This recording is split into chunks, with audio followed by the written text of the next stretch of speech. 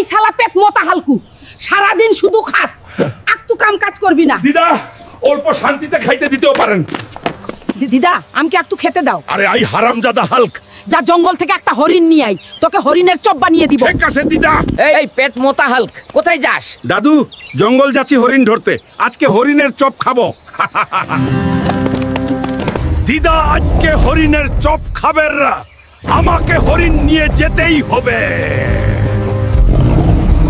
এই হরিণ চল আমার সাথে, দিদা হরিণের চপ খেতে চাই।